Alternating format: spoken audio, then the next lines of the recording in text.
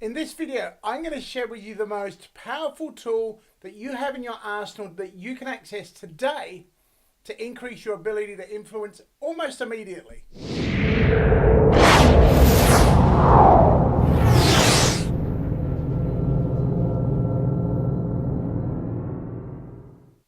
What is this powerful tool that you already have access to and that I am sure that you've used on more than one occasion? Simple. It's storytelling.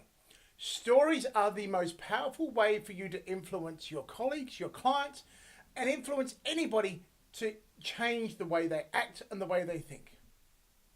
Stories have been used for centuries as a way of conveying information, ideas, and lessons. It's how the human race has shared our understanding from one generation to the next.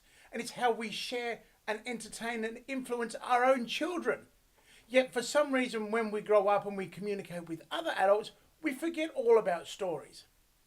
So I want you to remember stories are fundamental to your ability to influence. This is because before we buy, before we invest into an idea, a new product, a new service, we emotionally buy it first. How do we do that? That happens through stories. We then back up our rationale, or put logic behind it to justify our emotional investment. But firstly, we will only be influenced when we emotionally buy into this new idea, this new way of thinking.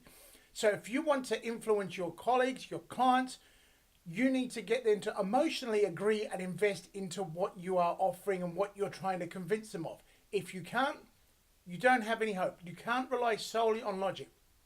Logic comes secondary. Logic is what will help them justify their emotional investment. So that is why stories are super important and fundamental to your ability to influence others. The key for you though is to think about what kinds of stories can you tell. Obviously you're not going to share a Cinderella type story or a Goldilocks and Three Bears type of story to influence colleagues and clients in the workplace or at client sites. No, you need to think about and be very strategic and very precise in what kind of stories you use. And in this video, I'm going to talk about 3 different types of stories that I want you to consider. Firstly, social proof stories. Social proof is obvious. It's client testimonials. It's sharing of stories of people that have done what you are wanting your colleagues, your clients to be persuaded to do. So think about it. If you are selling a product or service, talk about your existing customers. Talk about their situation, how it changed when they've used your product or service. That is going to have a massive influence and impact on your ability to persuade prospective clients to pay you for your products and services. You can then have a look at resistance stories. This is where you talk about and share stories and use resistance as a way of illustrating to say that other people have had similar experiences, they have faced similar challenges, and they have got through them, and as a result, you can get through them too. There's a little synergy there with social proof, but it's really about showing that level of resistance that other people have experienced difficulties and made changes. You might be facing different difficulties, but you know what? You too can make the change and experience a better world. And finally, it's about illustrating your points. Find stories that you can use that will help you illustrate the ideas, the messages that you want to communicate.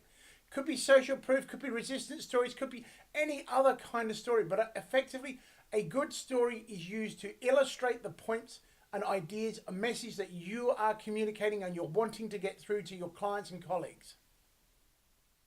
There's 3 steps that I want you to take from this video. Firstly, build your story file. Jot down and make a note of every potential story that you could tell.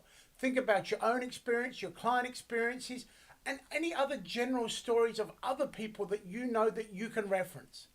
Put that into your story file, into a library that you can come back and reference when you need them.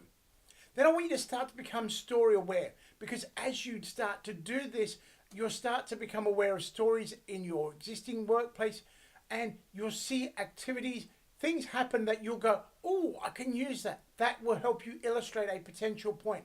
So make sure you then take a note of that and constantly build up your story file And finally, get good at storytelling. The only way stories are going to hurt your ability to influence if you tell them really badly. If you can tell a good story, your ability to influence and persuade others will grow exponentially. So take the time and invest in yourself to become a good storyteller so that you can share ideas and you can persuade people emotionally and then assist them to back it up logically so that they imbibe and are influenced by you. If you would like help to become a master storyteller, if you want to help to find and uncover these stories, then why not check out the great programs and resources I have available at the Public Speaking Skills Academy. So go check out the website, Academy.com, and I have a series of programs there that will help you increase your ability to influence, persuade, and become that recognized, confident leader in your field.